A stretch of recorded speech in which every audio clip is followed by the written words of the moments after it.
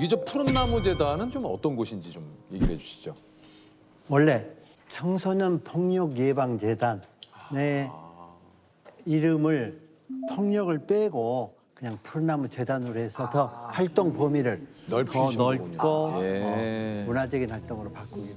지금 내 얼굴을 합성을 해서 사안 처리 절차 먼저 안내드릴 수 있을 것 같아요.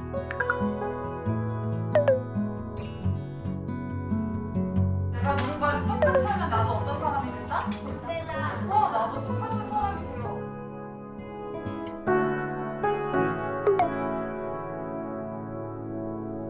아니 그 재단 활동 이전에는 원래 회사 생활을 하셨다고. 아 예. 원래 회사에서 열심히 일하는 보통 샐러리맨이었습니다. 이 저 보니까 대학 졸업하자마자 취업하셔가지고 삼성그룹 비서실에서 일을 하시고 삼성전자 홍콩 법인장을 하셨어요? 어우. 어우, 이 삼성전자 입사했다가 비서실 가서 여러 가지 또 일을 했고 중국이 우리가 92년도에 국교가 소개됐어요. 그렇죠. 예. 85년도에 홍콩에 둥지를 틀고 중국에 엄청난 물건을 많이 팔았습니다. 우리 경제 발전에 많은 그 기여를 했죠 우리가. 큰 시장의 이런 중책을 맡으신 거는 그만큼 이 사실 회사에서 엄청나게 큰 신망을 좀 받았다는 얘기인 것 같은데 이 홍콩 법인장이 입사 10년 만에 되셨다면 이게 굉장히 빠른 진급 아닙니까? 아니 뭐 그렇게 뭐 유능하고 뭐 훌륭한 사람은 아니 아니지만 그러니까 10년 만에 이렇게 홍콩 법인장이 되시죠. 나름 뭐 열심히 하는 스타일이 제가 밤낮을 가리지 않고 주어진 책임은 끝까지 완수를 하는 그런 스타일이었고. 근데 이렇게 20년 넘게 회사 생활을 하시다가 갑자기 회사를 그만두고 재단을 만들게 된 이유가 있으시다고요? 네, 그런 1995년, 그러니까 27년 전에 제가 사랑하는 아들이 있었는데 네. 아들이 16살 때, 고1 때 네. 학교 폭력으로 자기 삶을 스스로 마감했어요. 아드님께서요? 너무 엄청난 일이 있어서 그 뒤로 모든 직장을 벗고 나와서 이 학교 폭력 예방 활동에 뛰어들게 됐죠. 그런 계기가 있었습니다. 아들의 뭐 죽음을 이렇게 얘기한다는 게 자랑도 아니고 얼마나 그 가슴 아픈 부모로서 힘든 일인데 그리고 뭐 교통사고나 병으로 잃는 게 아니라 스스로 아파트에서 투신을 해서 또 죽은 게 아니라 5층에서 뛰어내려서 어떻게 살았어요. 자동차가 떨어져서 다시 걸어가지고 아파트 앞쪽으로 다시 걸어 올라와서 다시 몸을 투신해서 그 스스로 16살 그 아이가 죽었을 때 그 부모의 심정은 이루 형언할 수가 없는 거예요. 저는 평생 그 아들을 가슴에 이렇게 대못을 박듯이 묻고 살게 된 계기가 됐죠, 그게.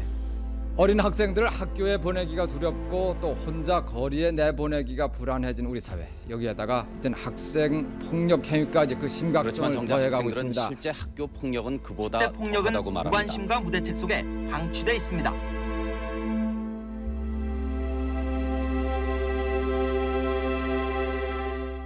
베이징에 일이 있어가지고 출장을 갔는데 어쩐지 잠이 안 오고 밤에 새벽에 어찌 감이 이상해서 아내한테 전화를 했는데 아내 목소리가 안 나와요. 한참을 침묵 속에 있다가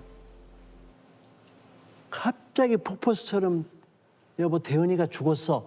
그러면서 막 엄청 오는데 저는 그때 이 호텔이 폭파돼 버린 것 같아요. 땅이 꺼지는 것 같고 하늘이 무너지는 그런 침통한 슬픔에 모든 일정을 중단하고 급거 오후에 그 영안실로 돌아와서 그때도 왜 우리 대은이가 그렇게 죽었는가 그렇게 몸을 2번이나 자기 몸을 던져서 어린 나이에 그 삶을 마감했는가 하는 것을 영문을 모르고 있었어요.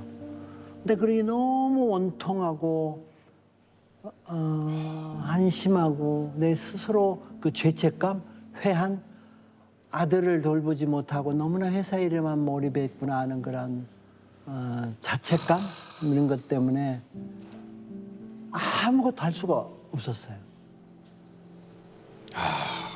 참 이 뭐 감히 저희가 상상할 수도 없을 것 같습니다. 그 심정을. 예.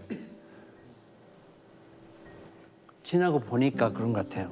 지나고 보니까 그 출장 기내도 그날 6월 6일이었어. 95년도 6월 6일 현충일 날 또 출장 가요. 뭘 놓고 왔어요. 그래서 그 5층에 불러서 대현아 아빠 뭐 좀 갖다 줄래? 그런데 대현이가 그걸 갖고 왔는데 얼굴이 굉장히 어두웠어요. 야 힘내. 그렇게 하고 저는 차를 타고 공항으로 나갔고 나중에 돌이켜 그걸 짚어보니까 우리 대은이가 죽음을 준비하고 있었던 게 아닌가.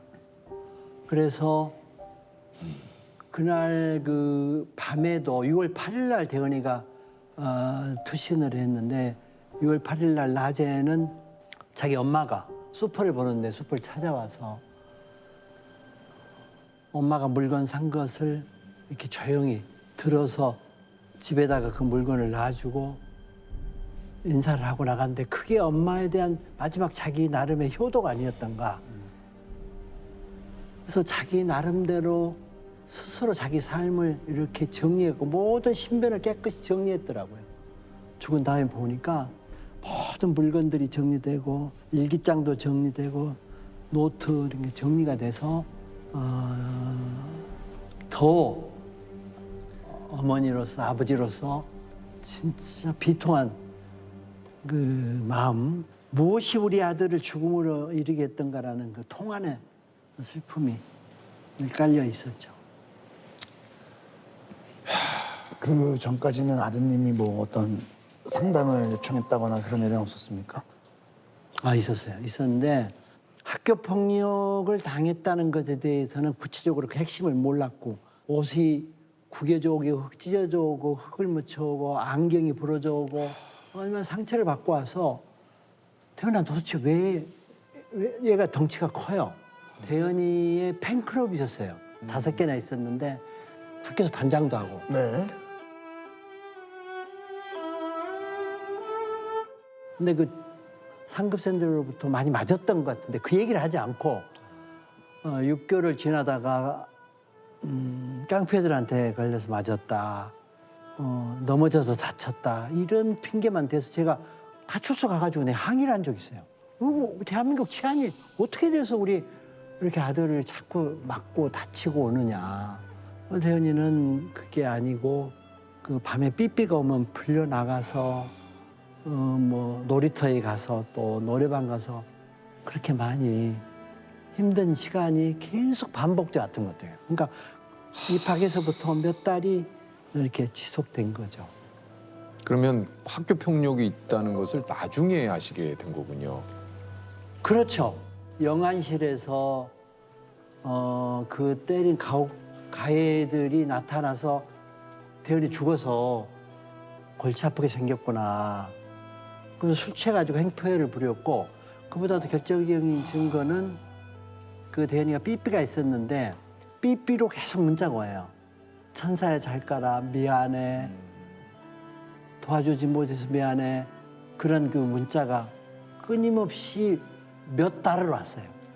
그래서 대현이가 그 폭력을 쭉 당해왔다는 사실을 알게 됐고 상급생한테 그 폭력을 이렇게 당했는데 그 사실을 진실을 아빠한테 말하지 못한 거예요.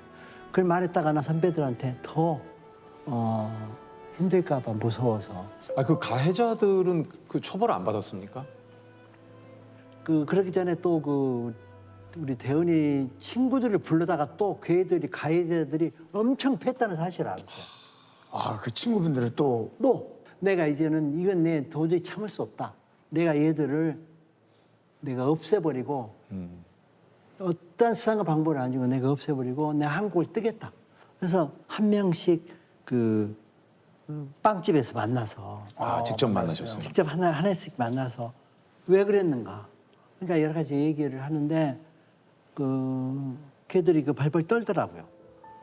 그래서 내가 그러면서 측은한 마음이 들고 내가 복수를 하려고 사실은 그랬거든요. 내가 또 악순환을 해서 얘를 처벌하고 한국을 떠나는 게 능사가 아니라 하늘에 맡기자. 하늘이 알아서 얘들을 처벌해주고 나는 다시는 이런 비극적인 우리 아들 같은 죽음이 이 땅에 있어서는 안 되겠다. 그래서 이런 단체를 잘 운영해서 제2의 대연이, 제3의 대연이가 없도록 해야 되겠다는 쪽으로 방향을 선회를 하게 된 거죠. 제가 그래서 너무나 이게 너무나 한스럽고 아무것도 할 수 없는 무기력감에 이제 빠져 있다가 내가 기자회견을 자청했어요.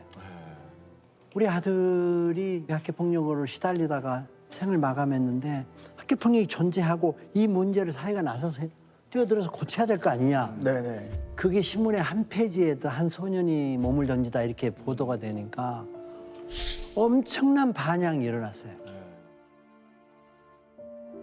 YMCA에다가 그 전화를 받는 창구를 만들었는데 YMCA에서 엄청난 그 전화가 뭐 쇄도를 했고 YMCA도 깜짝 놀랐어요. 그때 그 88 올림픽도보다 더 많이 왔다고 그래요. 그래서 그 전화 오신 분들 중에서 각 분야별로 5분을 모아서 우리가 우리 자녀들을 학교에다도 맡길 수 없고 경찰한테도 이걸 말해도 개선이 되지 않으니 우리가 우리 스스로 우리 아이들을 잘 보호하고 키우자. 라는 그런 선언을 하고 시민 모임으로 출발을 했죠. 그래서 그것이 지금 현재 푸른나무 재단의 전신이 됐고 상담 기법도 없었고 무슨 일을 어떻게 해야 될지 막연하고 그래서 안 되겠다. 법인을 만들어가지고 제대로 해야 되겠다. 전문가들 뽑아서 그래서 만든 것이 그 청소년 폭력 예방 재단. 근데 사실은 학교가 학교 폭력이라는 핵심 문제를 발벗고 나서지 않기 때문에 담당 교육청이라든가 공무원들하고 대화를 할 수가 없었어요. 만나자고 약속하면 약속이 안 돼. 그래도 내가 찾아가면은 그냥 외출을 해야 한다고 나가고 회전의자를 빙그르 돌려가지고 이렇게 만나주질 않았어요. 그런 것들이 너무 마음 아팠고 내가 속으로 당신들 벌 받는다.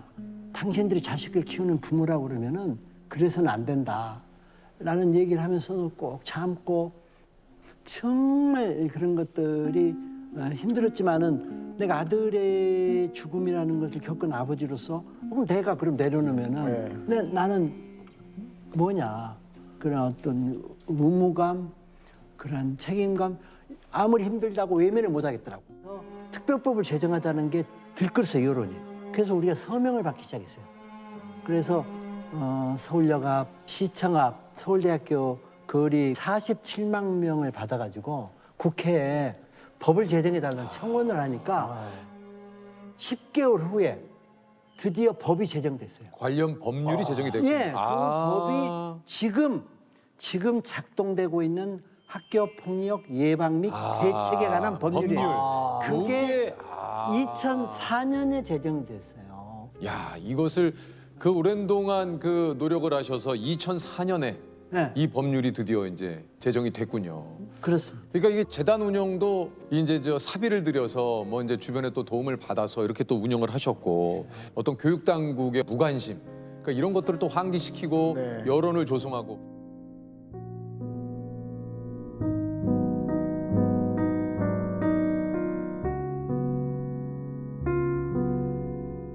야, 이게 참 그 말이 27년이지 27년 동안 정말 많은 일들이 좀 있으셨고 얼마나 또 외롭고 힘드셨는지 이게 저 얘기를 들으면서 좀 느껴집니다.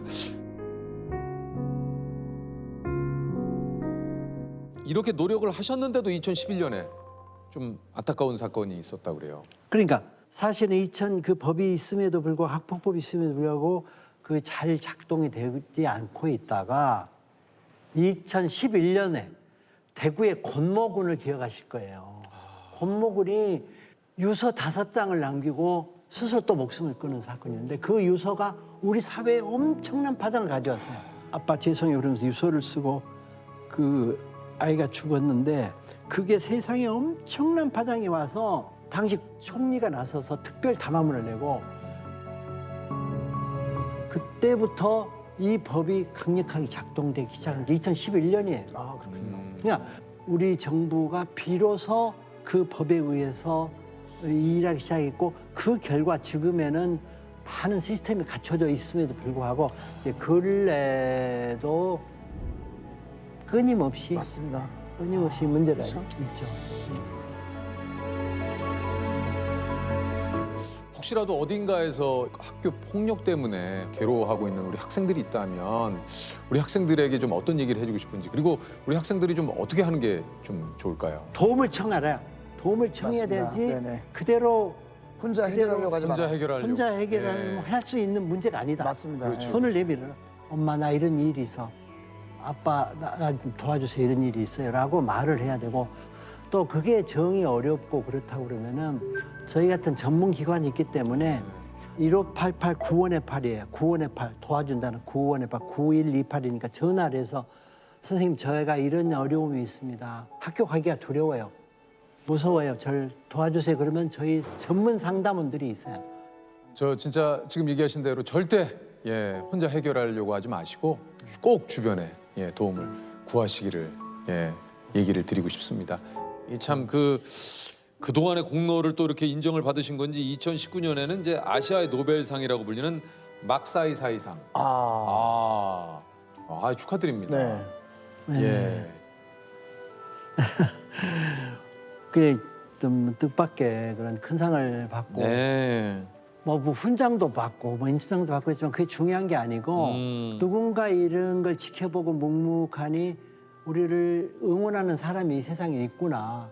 그래서 그 막사이상 통보를 받고 나서 혼자 그 뒷산을 쭉 걸으니까 눈물이 나더라고요. 네.